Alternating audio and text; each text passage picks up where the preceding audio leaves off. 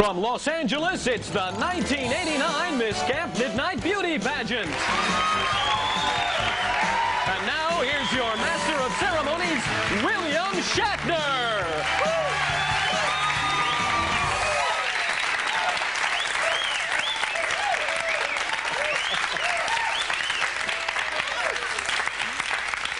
Good evening. Thank you, and good evening. I'm William Shatner.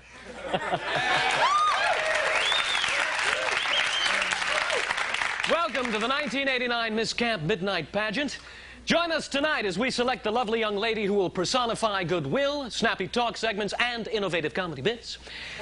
As Miss Camp Midnite. You know, as Captain James T. Kirk of the Starship Enterprise and as Police Officer T.J. Hooker. Excuse me, Mr. Shatner? It's an interesting thing because... Bill? What the hell's going on here? I'm doing a show out here. Excuse me for a minute, please. Excuse me. My name's Dick Wilson. I'm the host of Camp Midnite. What can I do for you, Dick? Well, we need to start our show. What are you talking about here? I'm trying to do a show. Brad, our director, could you roll the show open, please? You want to wait, punk? Hey, you punk! Come out.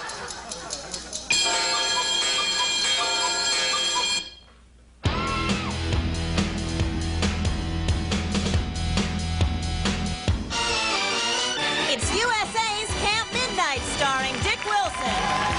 Tonight, join Dick and his guests, actor John Astin, beauty pageant consultant Carolee Munger, comedian Jimmy Alec, from Charles in Charge, actress Nicole Eggert, legendary animator Ralph Bakshi, music from House of Freaks, and as always, Scooter Peach in the band. And now, here's your host, Dick Wilson.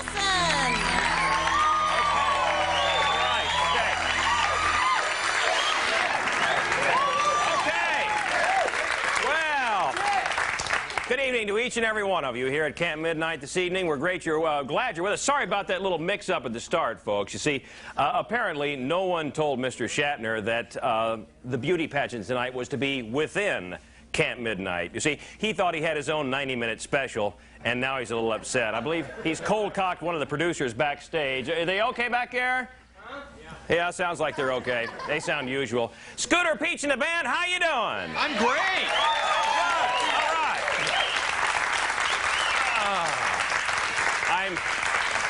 I'm just so excited, Scooter, about this very special night we have with these young ladies. A special honor to any girl that does win. Well, it certainly would be. Let me talk about that a minute. You know, this Camp Midnite beauty pageant, we were sitting around the office and deciding what do we need to make this show a little snappier, you know, a little more spiced up.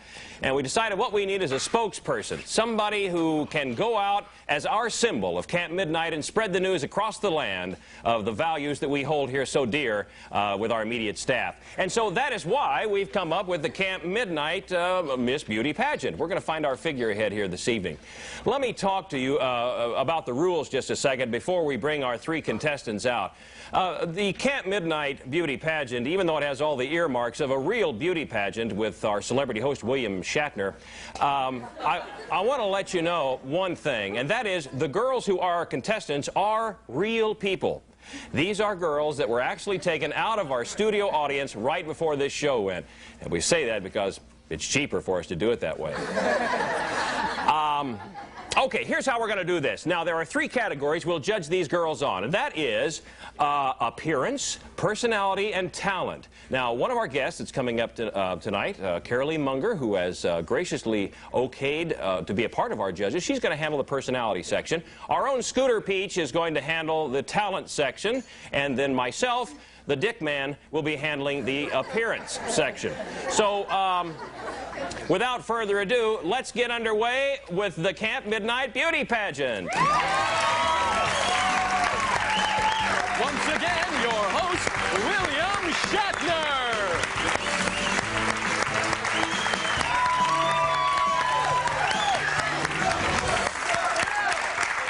Thank you very much. Thank you. And once again, I'm Bill Shatner. I wanted to say that the Camp Midnite Pageant is... What the hell are you doing out here? Get on my stage! What's the matter with you? Well, I'll just sit here. I'll just continue. I'll be okay. I'm going to watch. Somebody beam this man out of here. Okay. You're in for a treat, folks, because now I'd like to bring out the 1989 finalists in the Miss Camp Midnite Pageant. Let's hear it for them. Give them a big hand.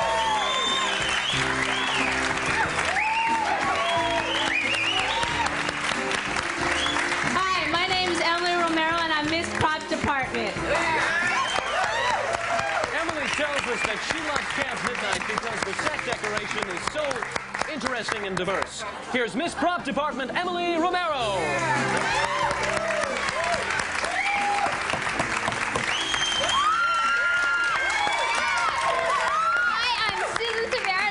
Green room.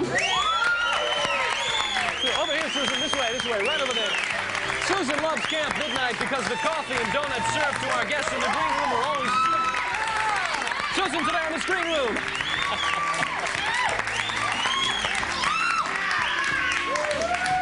Hi, my name's Tolly Nave and I'm Miss Control Booth.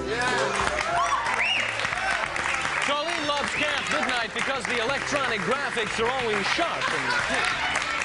Miss Control Booth, Charlene Ayuk. Wow, aren't they something? Well, I'll tell you, met all the three finalists, and we'll be back right after these messages. Give me a big hand. Oh, wait a minute, hold it, Bill, just a minute, Bill, wait a minute. We can't go to commercials yet. I have something else I have to do. I want to tell you something, Wilson. I was a big star before you were a little tiny pup back in Kansas City, or a punk, you know? Okay. You know, folks, dealing with a Canadian egocentric actor usually spells holiday time to me. And because we're kind of ending up St. Patrick's Day, we thought we'd call up for our studio audience at least, and you folks have some at home if you have some left over. Let's order up some corned beef and cabbage. What do you say? Some Irish fiddle. So tonight, we're calling a place called the Blarney Stone. Let me see if I can hold up one of their tables. Blarney Stone. Hello, Blarney Stone. This is Dick Wilson over at Camp Midnite. How are you? Pretty good. How you doing? Well, wonderful. You know, with St. Patrick's Day in the air still, we thought we'd order up some of that great food there. How about corned beef, cabbage, and vegetables for about 50 people? Can you do that? You betcha. No problem. Yeah, good. Has anybody there actually ever kissed the Blarney Stone? Oh, sure. We've got a lot of customers that have kissed the Blarney Stone. Oh, but you know you have to lay on your back to actually do that over in Ireland? You sure do. You got to bend over backwards. You should do that in your restaurant sometime. That sounds like a good idea. All right, well, send it over. Camp Midnite Studios, you know where it is. We'll look for you. Yeah, I know where you are. All right, good. We'll see you later. We'll sell you some hats, too. Oh, good. Hats are coming. All right, thank you. There we go. The Blarney Stone. Coming up in a minute, John Astin, Gomez from the Addams Family.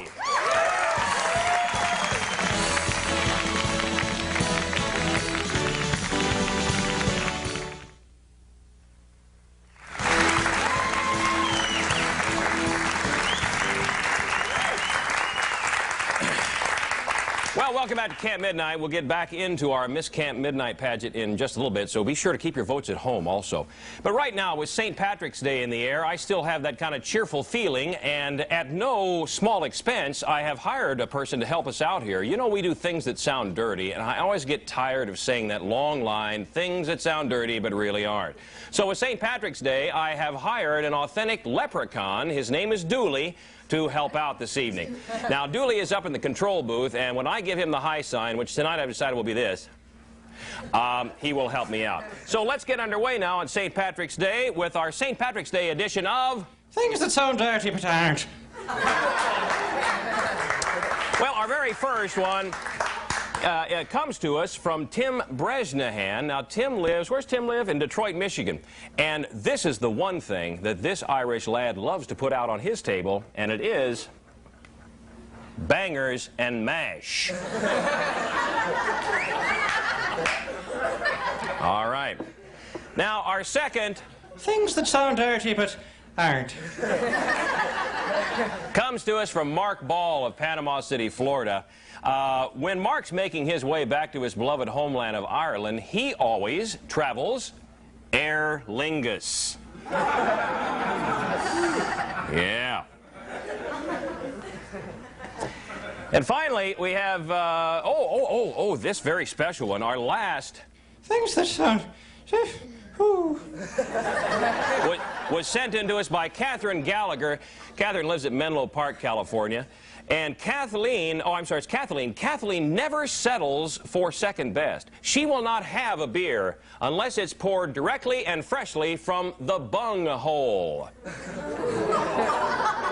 And Scooter, I believe you're over there wiping the bung hole right now, aren't you? All right, so there you go. Good job, and very good job on that, Scooter. Well, folks, that does it for tonight's. That does it for tonight's. Dick, it seems Julie's kind of passed out in the corner. What's the matter? What happened? Don't worry about it. We'll take care of it. All right, you got it taken care of. All right, then I'll continue. All right, then that does it for this week's. Things that be sound and dirty, but aren't. Oh, gee. Get some coffee up there to Dooley real quick, okay? We're in big trouble. If you have any... Things that be sound and dirty, but aren't. Then mail them to us. Here's our address, Camp Midnite, Post Office Box 189, Hollywood, California, 978, or fax them to us, 818-843-FAXS. And thank you. Take care of Dooley up there, would you? All right. If we use yours on the air, you'll be receiving a complimentary picture of Peter O'Toole. Which is... Yes. Well, my first guest tonight is quite a... We're quite lucky to have him on and glad to see him here tonight with us. He's had over 3,000 stage performances, plus he's had a slew of great movies, and he is also best known, maybe, as that smooth-talking, wise-cracking head of the Addams Family, John Astin.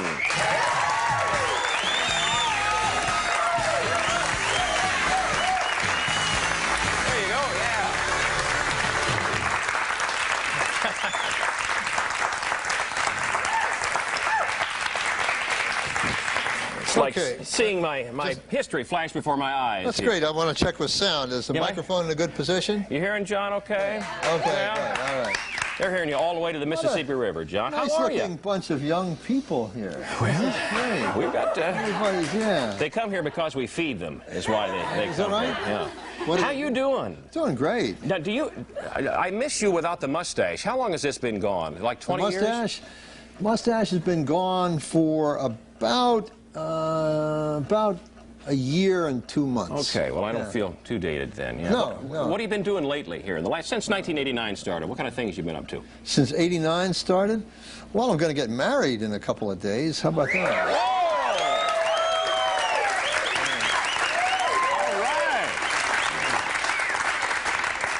What, an old high school sweetheart, or what? Well, actually, no, it's somebody I've known for a fairly long time, but we just started going out together about, 7 months ago. Where do you like to go out on a date, John? When you go out on a date, where do you go? What do you do? Usually we go to restaurants, and eat. Any dancing? Any dancing these days? Sometimes, yeah, we go dancing sometimes, but I like to, restaurants are great for eating. What's your favorite one out here? Favorite restaurant? No, I'd have so many. Do you? Actually, probably I Love Juicy. I love Juicy. I'm a vegetarian. I'm from out of town. What is that? Oh, I Love Juicy is a great place, man. It's, really tasty food, and there's no dead flesh in it. It's really, editorial statements, huh? No, it's not. I mean, you're those a things you were vegetarian, showing are you really? before, I don't really know too much about people who are vegetarians because I'm from the Midwest. I have to eat meat because farmers frown at me if I don't. You let them push you around, huh? What do you cook as a vegetarian? What's good? Wow. How do you prepare? Don't you get tired of that? No, actually, when you stop, I didn't, come on to proselytize for this, but actually, the fact is, when I stopped eating meat, my taste buds opened up a lot. There's something about meat that kind of deadens the taste buds, and so all these flavors start happening. I mean, just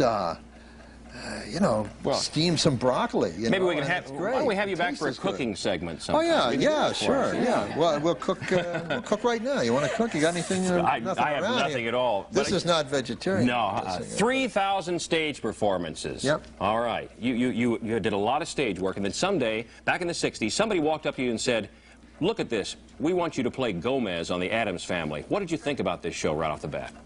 Well, first I ate some dead flesh. I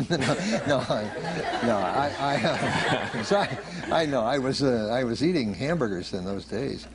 And your taste buds weren't quite as hot either, were they, back in those days? What did you think about the show? I smoked cigars. Did you think the show was going to be a hit right off the bat? I really did. I thought all the way it was. I loved the idea. I had always enjoyed Charles Addams cartoons, and the question was, how do you put the, I don't know, is the audience familiar with Charles Addams cartoons? Actually, yeah. You know, it was just last year Charles Addams passed away, and actually the New Yorker magazine, which publishes his work, still has a bunch of cartoons, and they're going to continue to, I don't know how long they'll last, but you still see Charles Addams cartoons popping up in the New Yorker. And I had been a fan of them ever since I was a little kid, really, and so when we were going to do this show, I really wondered, how do you translate that into something that's moving? For example, if you see the Christmas carolers underneath the, you know, at the door and up on the roof, they're going to pour the molten whatever it is on them, you know. That's a funny picture, but if you're going to film it, you can't show them writhing in oil or something. You know, well, what's the strangest thing that you ever pulled off on the show, you think, that way? Strangest thing? Well, I don't know. Nothing was strange. Everything was ordinary. I mean, that's how we saw. Spiders were ordinary and very interesting, too. It's, in other words, what we did was kind of attack the cliche. You know, may I borrow a cup of cyanide? You know, instead of you know, a cup of sugar. So we liked sort of we saw the beauty in a frog, you know, or the sound of a frog. If you recall, when Morticia went like, well, I can't do it. She did it great, but made a bullfrog sound. I got turned on. If I remember, you got turned on when she spoke French, too, didn't you? Yeah. You got turned on a lot on that show. I did. And I really enjoyed that. It was a great thing to go to work. It was, you know, the Munsters came out that time, that same time, that same decade. Yeah. How did you see besides the characters, how are these two shows different? Well, you know, you were talking about that before. It's hard for me to say because I did not really watch the Munsters. Okay, well, I'm going to say. But, well. Go ahead. Well, the one thing that's interesting is that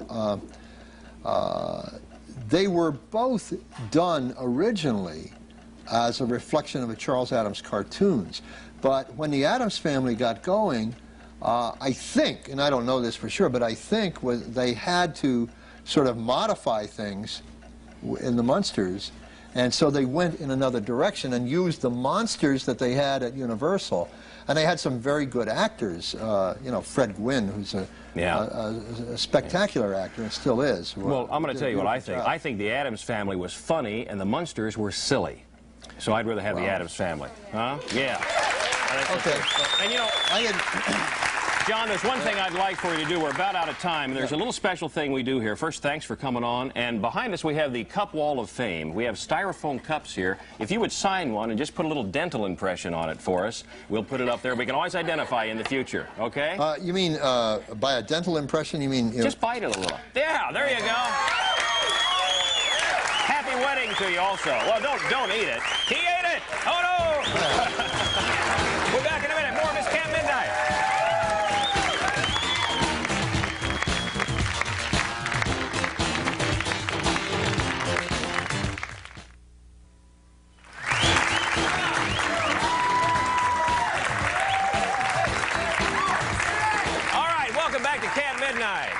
On the USA Network, my next guest is going to be a real help tonight with our Miss Camp Midnite pageant because she grooms not only beauty contestants but also political candidates and business professionals who are looking for a better job or a new opportunity. And to achieve that winning attitude, she gives them tips. So please welcome Miss Carolee Munger.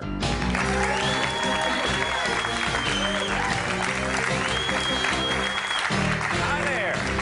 There's the microphone right there. Oh, never sit down before the ladies. You probably would tell me that right off the bat, to never be seated before the ladies seated. Oh, this is a test. Okay. See just how long. Let me turn this around real quick because we've got this in here. And see, I'm real technical on these things. I know how to do this. And this is, we'll be back in a moment with more. No, right here. Very nice. Okay. Well, Carolee, how are you? I'm well, thanks. Good, good. You're probably beaming over with excitement because you're involved in the Camp Midnite beauty pageant. I suspect it will be the highlight of my career as a consultant. How are you involved with beauty pageants, beauty pageant contestants exactly? What do you do for them? I work principally as a trainer. We also have an aspect of our company that does pageant production, so we do actually produce pageants, principally in the state of Alaska. But as a trainer, our idea is to prepare them to realize their objectives, and that is to win whichever title they may be seeking. What do you tell these girls? Well, first we tell them to identify the pageant in which they're competing, and then we give them constructive criticism on their both their presentation and mainly our objectives are to have them look at their goals. Pageant is one night, one event. Life is for a long time. How many different pageants are there around the country? At the last count, there were something like 17,000. There are 2,200, which are major ones. Ooh, think how many Burt So look Park at all those songs that would be. opportunities. Yeah, There's pageant for everybody. Miss Strawberry Festival, Miss Antelope, whatever. Well, now, are they all, they're all Miss Antelope? Yeah. Where, is that the Alaska one? No, actually, it's here in California. Oh, is it really? Yes. We have everything in California. How do they, in all these pageants, how do you know if you're getting into a good one or a bad one or if it's a rip-off or what? Because I know there are a lot of them, you know, that are just photo opportunities for the photographers and those kind of things. Is there any tips you can give people? Yes, we suggest that the girls check out the pageant by checking with the director and the Chamber of Commerce, sometimes the Credit Bureau, Dun & Bradstreet, that both the director and the pageant are legitimate, that they're people who have been there for a while and they can be found the day after the pageant. You know, there are people who do not like beauty pageants. And there's even some organized movements in that way. What's happening in that world? Well, I think generally there's a protest every day for something. There's an opportunity for everyone in this country to express their views. However, I think that as far as beauty pageants are concerned, we're living in a world today which focuses on packaging, the visual presentation, whether, as we commented earlier, it's a loaf of bread or it's a person. You're buying something that you're impressed initially by the visual presentation, and a beauty pageant, in a sense, gives a young woman an opportunity to work on those visual skills. You can't find out what she has to say and whether she's going to make a contribution in life unless you like what you see first. It's not different than any kind of career or profession. What about these guys down in Texas? The last 5 Miss USA pageants, they have had a winner. I mean, they take them in, it's like boot camp. What do you think about that? I mean, I've only got 30 seconds, so I know you have some feelings on this. Yes, as boot camp. However, Richard Guy and Rex Holt don't do anything different than many capable directors in this country. What their secret is, I think that there are many of us, probably 17,000, who would like to know what that secret is. But generally, their idea is to come to know the contestant, to have her live in a home near them with her chaperone and supervision, and to know what she wants from life, the inside girl, and then match the outside of her. And they're very good with that. Yeah. They're very sincere about it. They've been very successful with it. Yes, they have. Well, Carolee, we're so happy that you've agreed to take part in our judging tonight. You are going to judge the personality section that we're going to get underway. I'll give you the royalty. I've already done my judging, so don't tell my numbers. I won't see that. You're going to do the personality part, and please watch our ladies. And well, let's get back underway with the Miss Camp Midnite pageant. Here again, your host, William Shatner.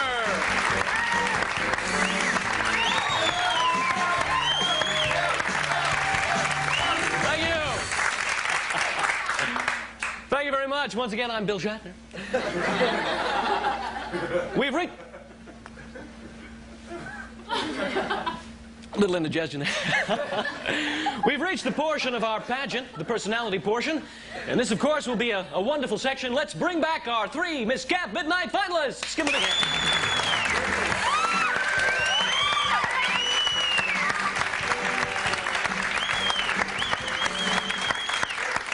Well, I congratulate all of you for reaching this level of the competition. You should all be very proud of yourselves. And right now, we're going to begin by asking each girl a question, and of course, getting the help of Carolee Munger, and she will comment on their personality, poise, and confidence. We're going to start out with contestant representing the green room. Here's Susan Cervera. Give her a big hand.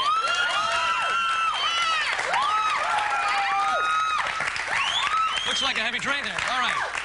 Susan, I'm going to ask you a question now. You have 15 seconds to answer as best as you can, okay? All right. You're in line at a McDonald's drive-thru window in the same car as President George Bush and Soviet Premier Mikhail Gorbachev. As a means of creating everlasting world peace, what do you order? Well, first of all, I keep on driving because I don't like McDonald's. And we'd go on to find, say, a Tommy's, because between McDonald's and a Tommy's, everybody would rather have a Tommy's. Oh, that's fantastic! Terrific. Susan Cervera, thank you, Susan, so much. Wait, one sec here. Oops, excuse me, honey. Carolee, how did you feel about her response? I would like to see her face as she was speaking, but since I didn't have that benefit, I liked the aspect that she said right away, sorry McDonald's, that she wouldn't drive there. I like her sincerity, and I also like the inflection of her voice, so I would give her a 7. All right, very good. All right, good.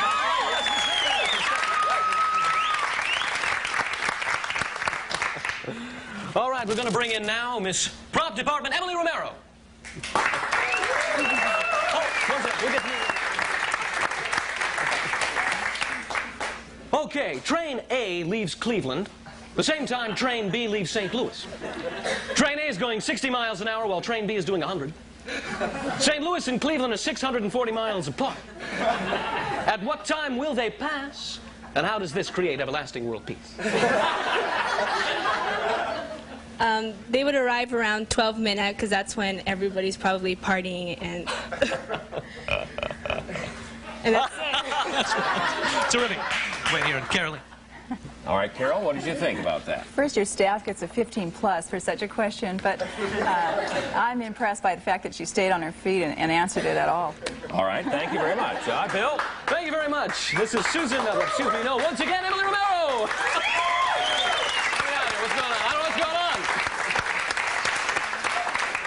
on. And finally, Miss Control Booth, Talin Ayub. Come on. So many questions, so little time. Train A leaves oh. Go to another question. All righty. You're at a friend's house late on Friday night. Your friend wants to watch one of those major network talk shows, but you want to watch Camp Midnite. How do you politely convince your friend to watch Camp Midnite, and how does this create everlasting world peace? Well, I would probably say, please, can we watch Camp Midnite, because it is just an intellectually stimulating show, and I feel that world peace would be accomplished from this. Thank you very much. Thank you. Carolee, your thoughts, please. I like your voice level a lot. I think that's terribly important that you captivate an audience with your voice level. And also her vocabulary. She's descriptive and she had energy. All right. Thank you very, very much. Fantastic. Thank you, Mr. Corbin. Talin Ayub. All right, that's fantastic. Let's give them all a big hand again for the personality section. Thank you very much. All right, and we'll be back right after these messages. Bill, hold it, Bill. Wait, we can't go to commercial yet. I've got to thank Carolee. You don't want to go to a commercial. You don't want Bill Shatner. Carolee Munger, thank you very much. Best of luck to you. We'll see you at a beauty pageant, all right? Probably will. Okay, thanks again. Comedian Jimmy Alec coming up on Camp Midnite. Stand by.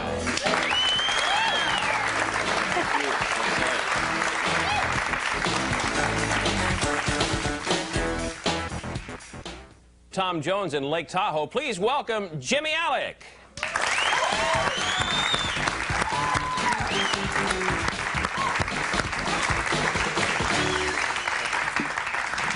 Thank you. I don't know about you guys, but I'm voting for Miss Green Room. The thing I had to do to get this donut, you wouldn't believe. It was a little something for you, Dick. There you go. Thank you. Don't worry, I wash my mouth before I... Anyway, you notice when you get older in life, explain this to me, will you? The older I get, the more things annoy me. Is this the way life is going to go for the rest of my life? I mean, for example, I'm at a store the other day. Guy tries to sell me a sealskin coat. I go off on this guy. I said, hey, I don't buy sealskin coats. Seals are clubbed to death to get the skin, and I don't buy them. And this guy goes, oh, I know, but not this one. No, this seal was hit by a car. Oh, it's all different thing.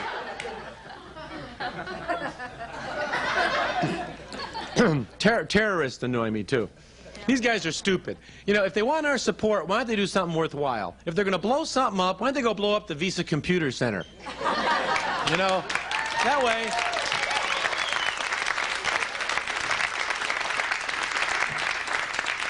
That way, next month, I'll get a letter from Visa. Dear Jimmy, what do you owe us? They're gonna... Well, I'll vote for this guy. Who is he? So, also... Non-alcoholic beer. Who drinks this stuff? Who thought of it anyway? What kind of guy is out there thinking, I don't want to get drunk, I just want to have a big fat belly. That's all I want in life. Yeah, that's what I want.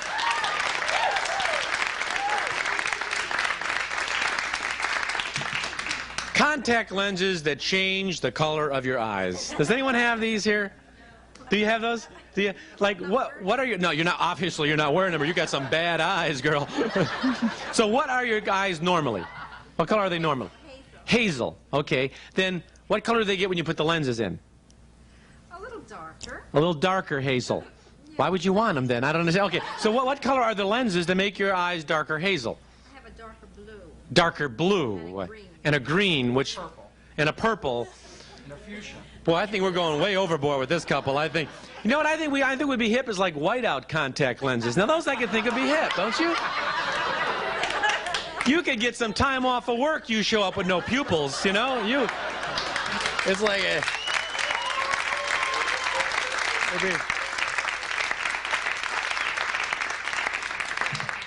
And okay, guys, okay, Cajun food. I can't figure this out. I'm eating it the other day, I'm eating this, and I'm thinking I'm eating blackened shrimp. I'm thinking to myself, this is burnt food I'm eating. I can cook this at home. I mean, the other day I made blackened macaroni and cheese. I didn't even know I was a Cajun chef. It's great now in the morning when I burn the toast. Like, oh, no, honey, it's not burned, it's Cajun bread.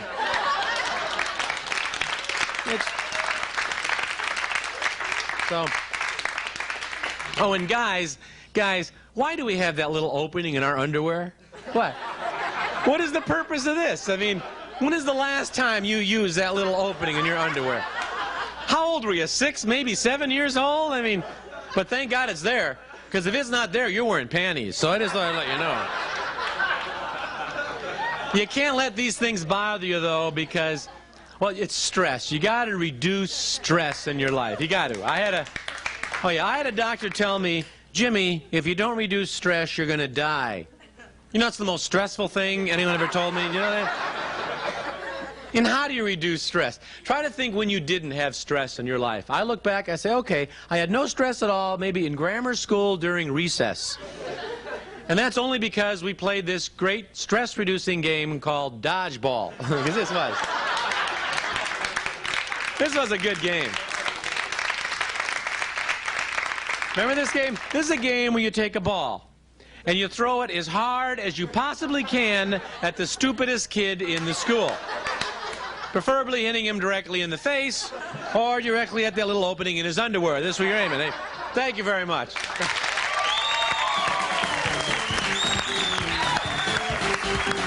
How about Jimmy? Yeah. There, I saved that for you. Oh, Jimmy. Save that for me, did you? Finish Thank that you. donut if you'd like. I will. Thank you very much. Great stuff. Where's that Miss Green Room anyway? Well, you can't talk about things like that, Jimmy, of course, because you're newly married. Yes, I'm newly married. Jimmy, how long has it been? A couple months now? 2 months, yeah. Is it? Well, we've got about a minute. Married guys don't applaud that. No, you see that? I don't know about that. It's We've got about a minute left. Can you tell me how married life has changed, Jimmy, Alec? Chained or changed? Chained. Was that a Freudian slip? Chained. True. Well, you know, like, you know what you can't do now? Like, I can't go into the laundry bin, take out some underwear, turn it inside out, and wear it again. You can't do that when you're married. Because they go, well, I go, honey, just forget about it, will you? But like I found to be, like, we moved in together, a lot of my stuff didn't make it in the move.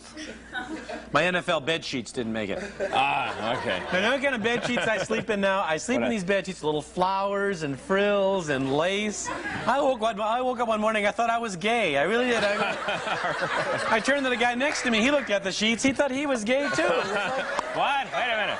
But the things that could happen. Jimmy, good luck with Tom Jones here coming up at Lake Tahoe. Sure, and I'm at the improvs all across America, too, if you check it out. Want to see me see at the this comedy cup? clubs. Yeah. I want you to sign it and bite it so we can keep it forever. It. All right, all Jimmy right, Alec. Thank you very much. More of our Miss Camp Midnite Pageant coming up.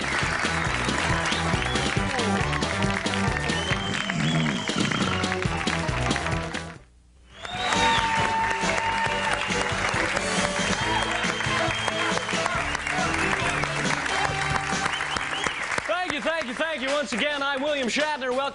You want to shut up back there, please? A little noisy tonight, isn't it?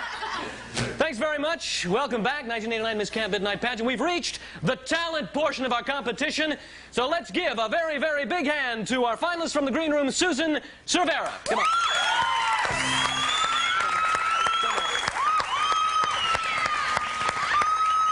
All right, Susan. Having a wonderful competition. Tell me, Susan, what will your talent be this evening? I'm going to make a cup of coffee for Scooter, just the way he likes it. Oh, fantastic. Making a cup of coffee for Scooter just the way he likes it. Okay, go ahead, Frieza. Scooch over here. There she goes. Making a cup of coffee. Fabulous.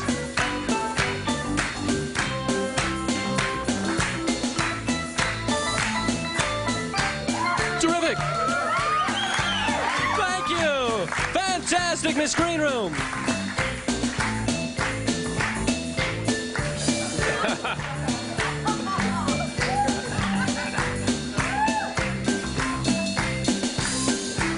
Thank you. That was Miss Green Room fixing a cup of coffee just the way Scooter likes it. Thank you very much, Susan. And now let's bring out Emily Romero, Miss Prop Department. Come on out.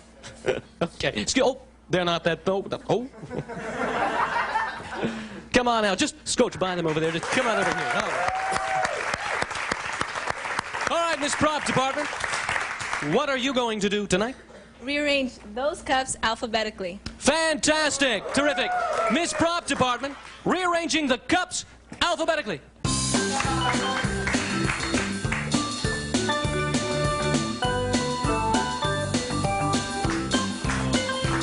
There she goes.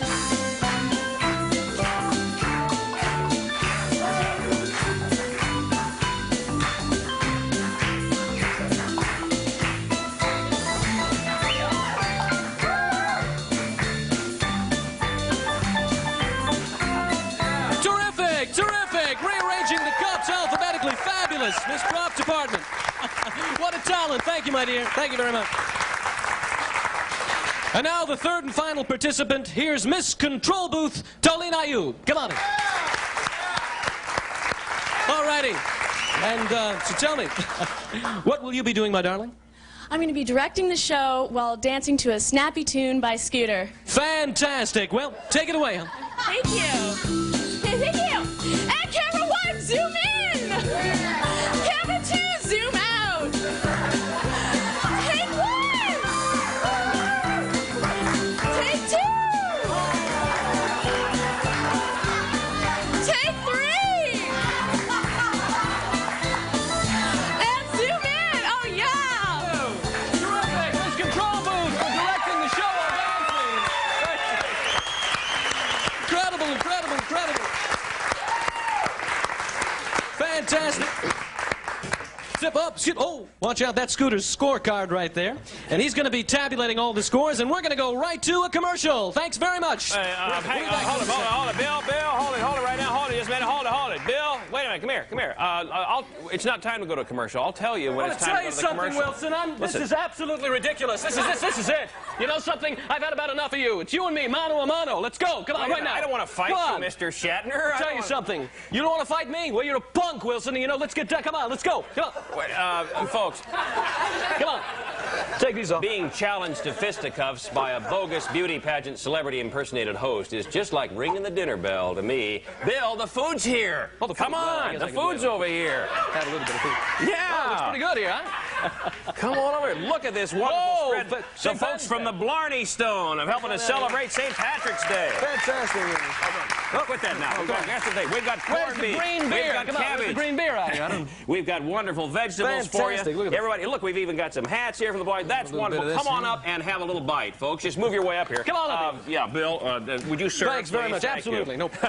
And of course, while they are having a little bit of a nourishment here on St. Patrick's Day for this evening, just come on right around here. We want to get to our network stipulation video tonight. We've got some happy camper eaters here. What's your name? Ariana. How's the food? It's the best cabbage I've ever had in my life. Yeah. From the Blarney Stone. And who are you? My name's Constance Zimmer, and What do you personally, I think, you know, the beef was cooked, to perfection. Oh, do you? Yeah, Okay, and all you know. right, good. And these two were not prompted at all. They also have the front row seats here at Camp Midnite. We'll be back in a minute. Okay, eat up.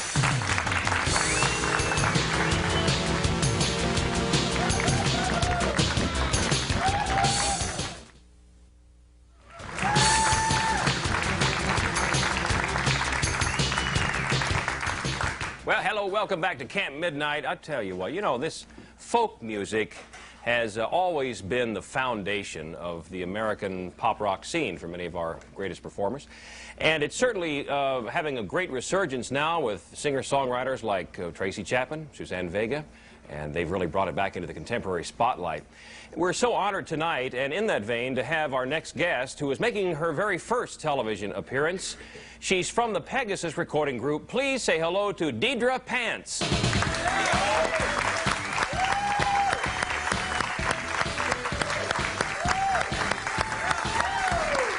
right, Deidre.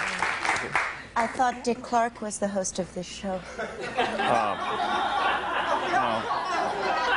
Dick counts the money for the show, ma'am, but thank you for being on. I was really excited when I heard you were going to be on because you're a very busy person, and I want to thank you for taking the time to do this. Would you tell me, I understand there's an unbelievable story on how you were discovered, Deidre. Yes. Sorry, it's hard for me to speak in public.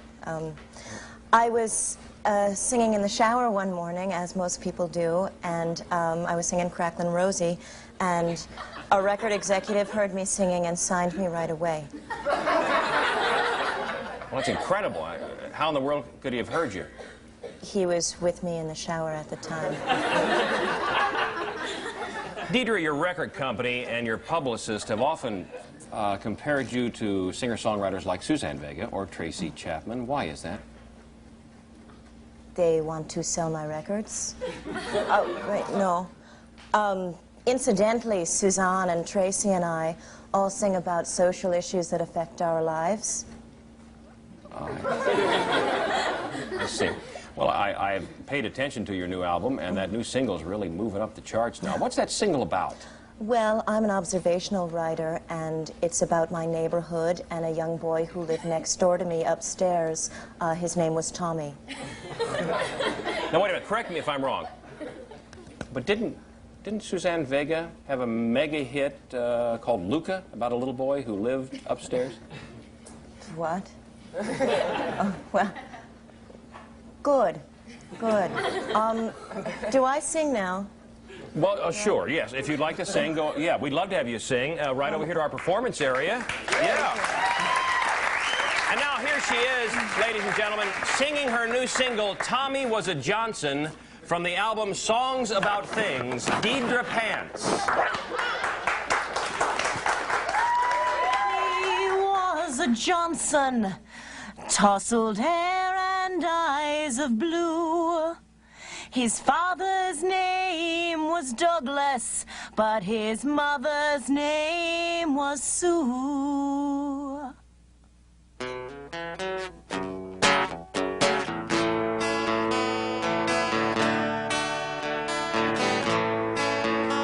Bologna and cheese and dirty knees. Hey, Pa, it's cold downstairs. He went to Kensington Hilltop and frequently played for square. Boyhood jokes, ha-ha, wedgies and cokes. His room's on the second floor. La la da da da da, ha-ha. Yeah, I think you've heard this before. Tommy was a Johnson, tousled hair with eyes of blue. His father's name, it was Douglas, but his mother's name was Sue. Ooh, ah, ah, oh.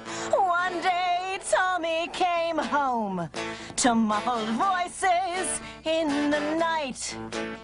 He reached for the switch in the foyer. Consequently, he turned on the light. Screaming body foolish. No reason and no rhyme. Surprise, it's your birthday party. And they all had a pretty nice time. Sing it! Tommy was a Johnson, tousled hair and eyes of blue. Il père, elle nomme son Douglas, et elle mère, elle nomme Sue. So gather round, my lady and gentlemen, break it down, that's gentleman. For a Johnson is a Johnson is a Johnson. And one is two. Wait a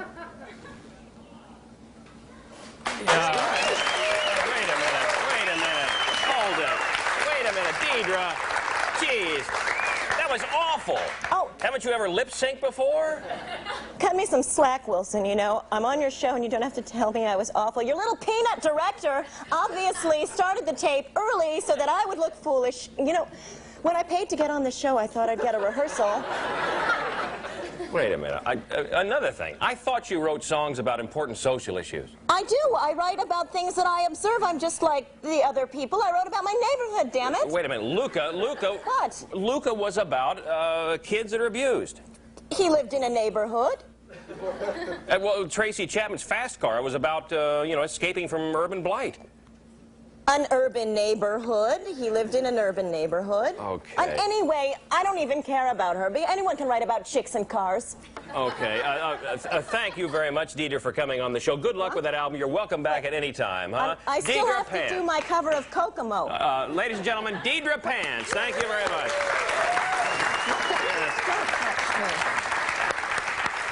There she goes. Scooter, remind me not to book anybody with Pegasus Records anymore on this show, okay? All right. My next guest wanted to get in on our Miss Camp Midnite beauty pageant tonight, but she was disqualified because all the guys kept fainting backstage around her. She's a television and film actress who turns heads in Los Angeles. Please say hello to Charles in Charge. Please welcome the lovely Miss Nicole Eggert.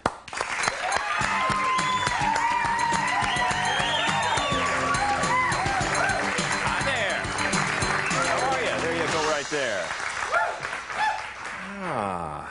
Oops, I'm sorry. I sat down again before the lady does. How you doing? I'm fine. How are you? Welcome to our humble little show here. Gosh, you know, this beauty pageant stuff that we're going on, this is not new to you, right? No, Tell me, how many have you been in? Well, my mom, like, all my friends when I was little were doing all these beauty pageants, and my mom thought, well, why not, you know, and she put me in when I was like 4. And, I was just like doing them for fun, and then I won. Like as you win, you go up to like the higher ones, you know, and they get bigger and bigger. And I like won all the way, and they put me on television, and some man sang to me and everything. It was like. Was it what pageant was? Was this the Miss Universe? I think, yeah, it was. Like yeah, but it was the big ladies, and then they had the little Miss Universe, and that's what I was. And then I was on with the. But you're beyond all that beauty pageant stuff now. Yeah. You were discovered off of that. I guess somebody saw you. And, right, on the television. Yeah, you got into it. How's things on Charles in Charge? It's going very well. Oh, good. This is our 3rd season, and we're picked up for another one. You know, well, good. Well, can I borrow $5 or $10 from you? Now, your character, Jamie, on there, how would you say, the character you play on there, is this Nicole, or is this an actor you're doing of some sort? No, how much of that is really you? It's not me at all. She's like, What's the differences? She like hangs, her life is hanging out at like the malls, you know, and going shopping and boys and all this. And I mean, I like to go shopping and stuff, but I'm not as into it as she is. Well, what about the boys? Well. Have you got a steady guy at the moment? Sort of, yeah. Do you? Yeah. What, I would kind of think, I know, don't worry, we'll take care of that before the show's over. I would think you'd have to have some sort of computer to keep track of all the guys that want to ask you out. No, not at all. What's it like on the set of the show? Is there a lot of inter-dating going on in the backgrounds that we don't know about on those shows? No, everybody, because there's like big age difference between everybody on that show, but everybody just gets along really well. It's just friends. You were on Who's the Boss for a while. Right, yeah. And the character you played on that was what? Her name was Marcy Ferguson, and she was Samantha Maselli's best friend. And she was like the rich girl that always tried to get Samantha to do things that Samantha couldn't afford and things like that. How these stories are almost alike. Who's the Boss and Charles in Charge a little bit. How are they different, do you think? You mean the shows in general? The show is the idea of the show. Because ours is about a whole family, you know, and Charles just lives with him while he's going to school to take care of the kids, not to clean the house or anything. And that's what Who's the Boss is about, where Samantha and her father live with a mother and her daughter. I mean, her son, yeah. A mother and her son. And he cleans, he's their housekeeper. Okay. So we can go to the blackboard and work the family tree out here a little bit if we need to. He gets detail. How about you did some of this circus stuff, the celebrity circus show, yeah, Circus of the Stars? Circus of the Stars, right. What did you do? Well, I did it twice. The first year I did the flying trapeze. Oh, my and God. the second year... What was that like? I was really scared at first, but then I really got into it. It was a lot of fun. You had a net, of course. Right. But who did you train with? I mean, what did you do? What was the big trick that you did on the trapeze? We did like 5 tricks each, but like I guess the big one was I did a 1.5 flip. That's what they called it, so.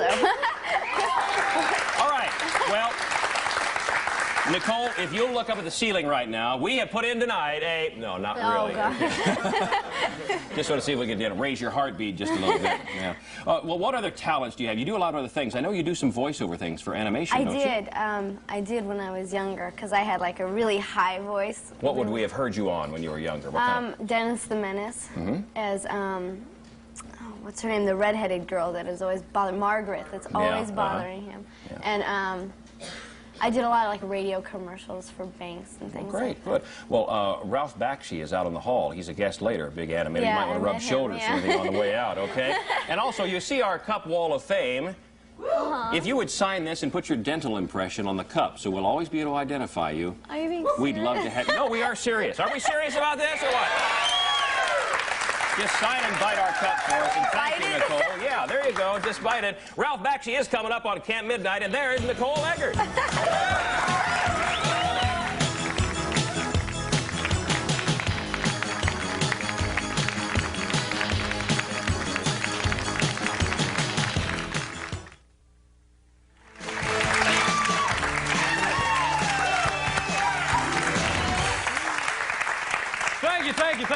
Thank you. Welcome back to the 1989 Miss Camp Midnite Pageant. It's the big time now. It's the big time. It's the time we've all been waiting for. It's the big time. We're going to be finishing up right now for the winner. It's the big time. It's the time where we're going to announce the winner of the 1989 Miss Camp Midnite Pageant. But before we do, I'm going to tell all of you what our contestants will win. All right. Starting out, the second runner-up will receive a free oral prophylaxis. Things that sound dirty but aren't. From Dr. Things that sound dirty. Excuse me. Oh, it's quiet over there. From Dr. Leonard Fligston, DDS of Santa Monica, California. That's right. That's a teeth cleaning. Let's hear it for that. Our first runner-up will receive coupons redeemable for 20 free games of bowling at the Pickwick Bowl in Burbank, California.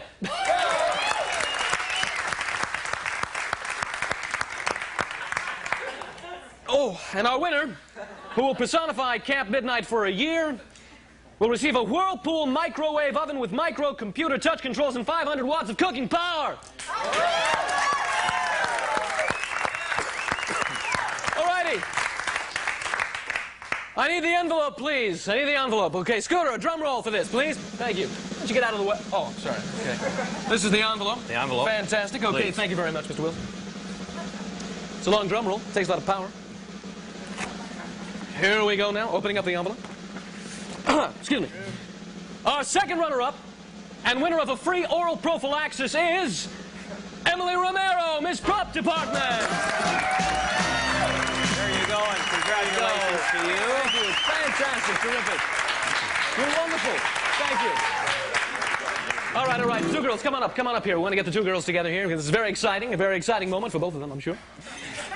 Okay, here we go. Our first runner-up and winner of 20 free bowling games at Pickwick Lanes, and who will fulfill the duties of Miss Camp Midnite if she's unable to serve, is Susan Cervera, Miss Green Room.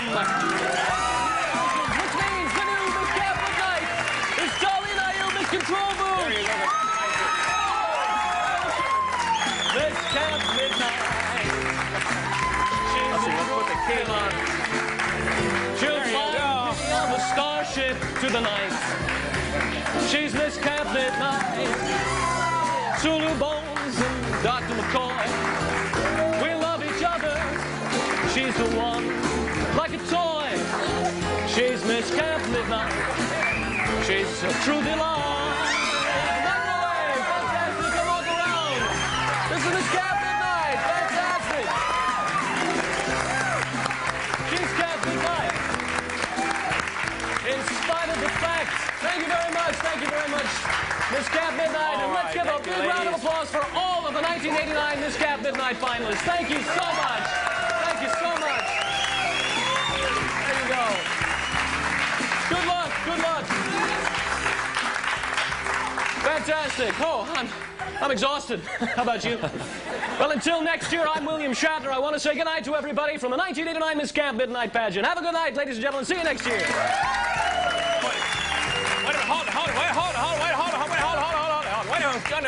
Wait a minute. We've got to finish our show yet. It's not over. Bill? Whoa! Hurt my coccyx. Thank you. All right, Bill Shatner, everybody. There he goes. Woo! Yeah! Oh, what a tearful event that was. Well, my next guest started out with a Mighty Mouse and then shocked the world with a cat named Fritz. Join me in welcoming legendary animator Ralph Bakshi.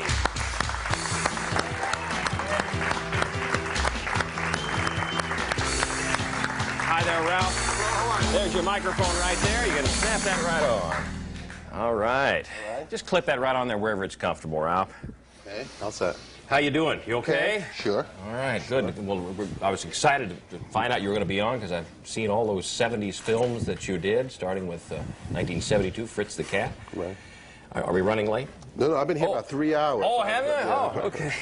You know, you started out at Terry Tunes a long time ago. That must have been a crazy place to work. Wasn't that long ago? I mean, how old are you? Well, I almost said it. Whoa!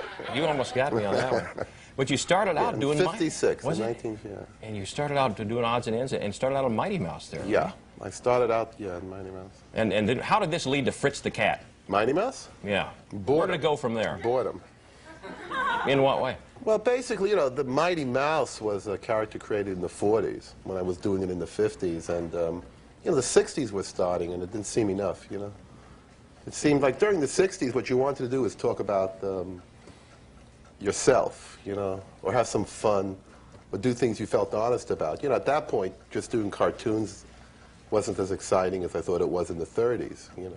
So 1972 rolled around, you know. And here came Fritz the Cat. It was really a way of getting girls. You see, Fritz had only one thing in mind. It's like, if I did Fritz, I figured I'd be a director and there would be a lot of women, you know. Well, it was the first. Let me. I'm not used to television. We've got to start the show over now. No? My studio's right around the corner. We're neighbors. We found out we're neighbors. Right.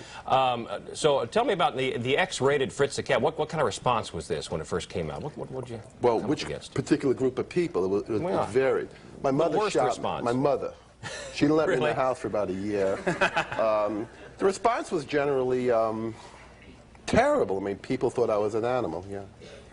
Well, you know, we've got other great movies in the 70s you did, though, like The Lord of the Rings and Heavy Traffic. And right, they thought American I was an animal Pop. on that one, too, yeah.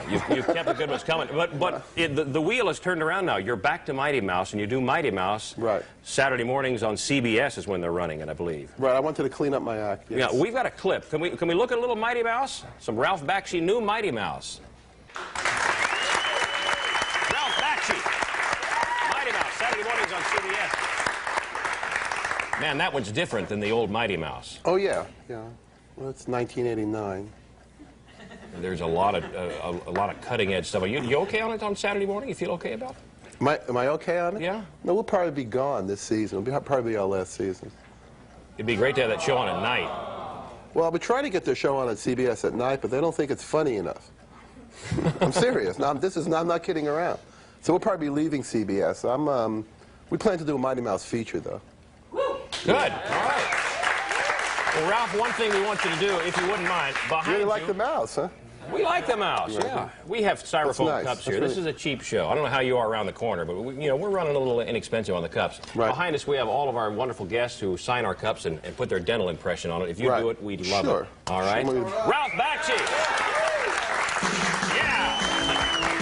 Thanks a lot.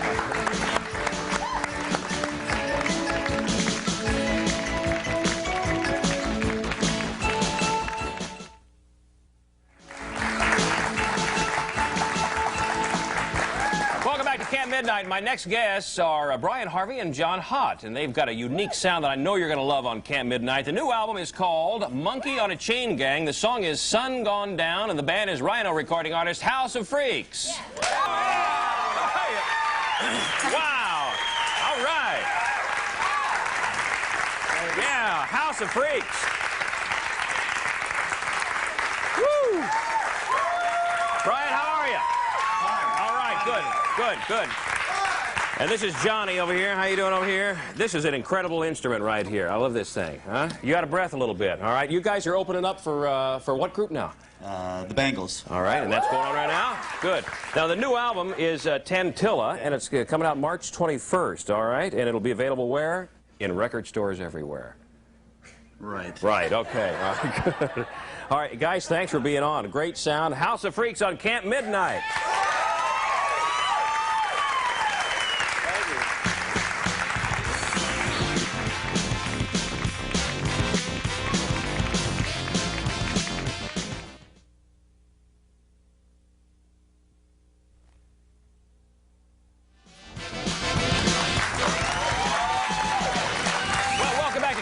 It's been such a wonderful night, and with me again is the new Miss Camp Midnite,